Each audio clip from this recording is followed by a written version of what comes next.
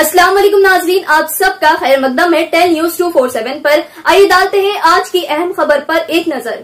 All India Muslim leaders conference मुनक़िद की गई। इस मौके पर Shamshad Khadri all India president, Sufi Khairuddin Khadri vice president, convener Inayat Ali Bakhri, Abrar Ahmed Azad, Madoom Aliya, Sheraz Khan और दीगर मौजूद थे। इस इजलास के मौके पर माइनॉरिटीज़ के मसाइल और माइनॉरिटी बजट के ताल्लुक से बातचीत की गई।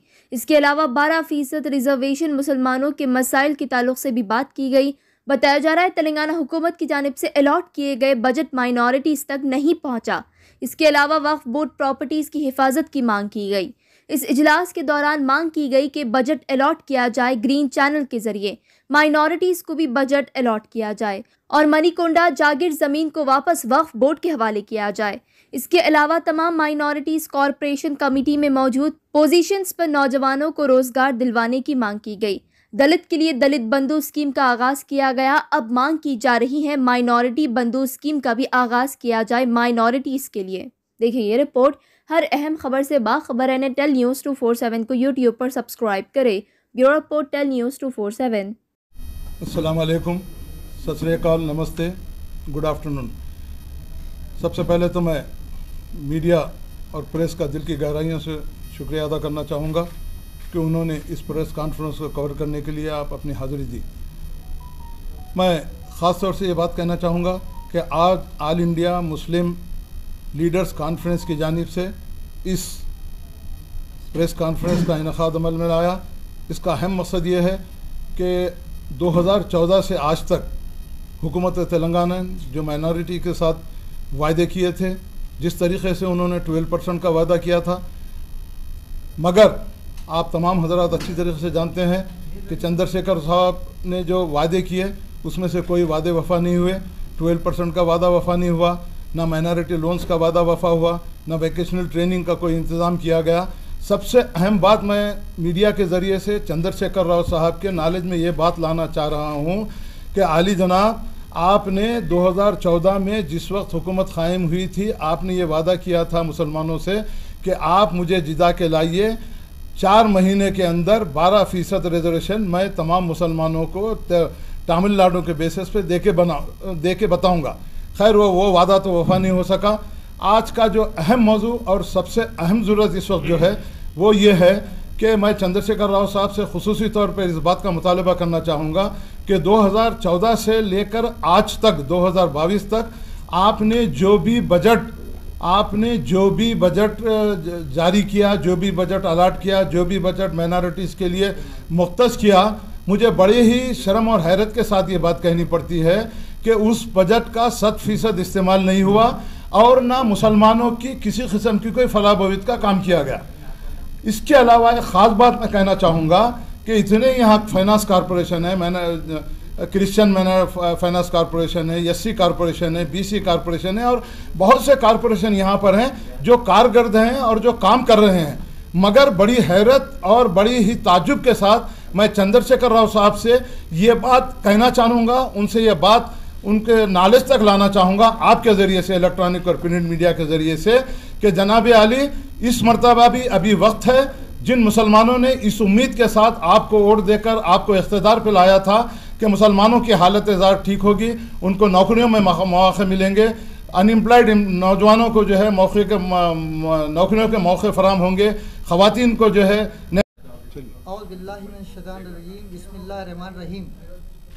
आज ऑल इंडिया मुस्लिम कॉन्फ्रेंस की जानिब से प्रेस मीट इस उन्वान से रखी गई है कि 2022 और 23 का जो बजट हुकूमत तेलंगाना पेश करने वाली है, इसमें हम अपने मुतालबात आज की प्रेस कॉन्फ्रेंस के ज़रिए अमीर हिंद जनाब शमशाद खादरी साहब, जुनूब हिंद के अमीर जनाब मौलाना सैयद शाह खैरुद्दीन सूफ़ी खादरी साहब और मैं अब्रार हुसैन आज़ाद और शेराज खान मैडम और आलिया मैडम, ये तमाम लोग हम लोग इज्तिमाई तौर पे इस बात के मुतालबात करने के लिए हुकूमत तेलंगाना से कि वो अक़लियतों के लिए जो मख्तस किया जाने वाला बजट है वो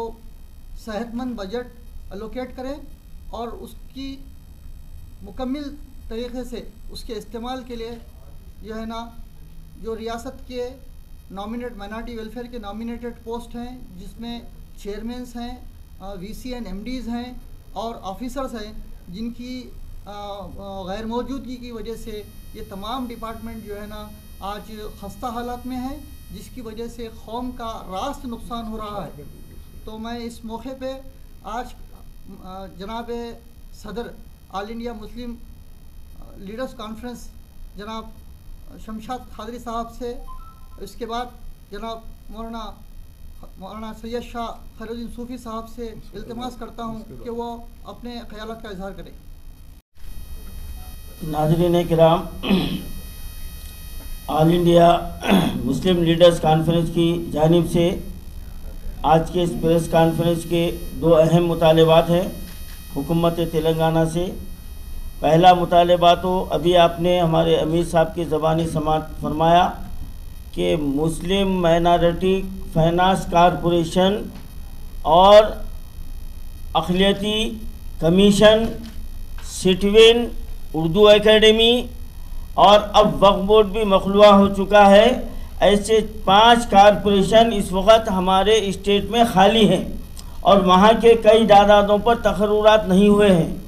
और अभी हाल ही में हमारी तेलंगाना सरकार जो मुस्लिम दोस्त होने का दावा करती है, ढोंग रचाती है, उसने 1640 एकड़ ज़मीन वक्फ बोर्ड की हत्या ली है और मुस्लिम और जो ना माइनॉरिटी बजट का ऐलान किया जाता है, लेकिन उसमें का 10% हिस्सा जारी नहीं किया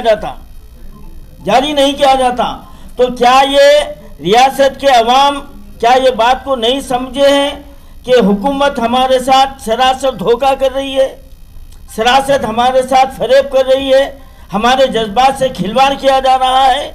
क्या चीफ मिनिस्टर साहब ये नहीं जानते कि आप क्या क्या वादा किए थे मुसलमानों के लिए और अब आपकी हुकूमत में मुसलमानों के साथ कितनी नाइंसाफ़ी हो रही है? आज ये बात को जहन नशीन रख लेनी चाहिए। और ये बात मेरी नहीं है, हमारे फ्लोर लीडर असम्बली में हुकूमत से असम्बली में ये मुतालबा किए हैं। ये बात रिकॉर्ड में मौजूद है, अनरिकॉर्ड बात कोई नहीं कर रहा हूँ मैं। तो क्या केसीआर साहब आपके लिए कुछ हया शर्म का कोई पैमाना है आपके पास? आप मुस्लिम दोस्त होने के लिए मुसलमानों से झूठे दिलासे लेके देके आप इख्तिदार पर हासिल आए और आज हमारी इमलाक को लूट रहे हैं और हमको धोखे पे धोखा दिए जा रहे हैं।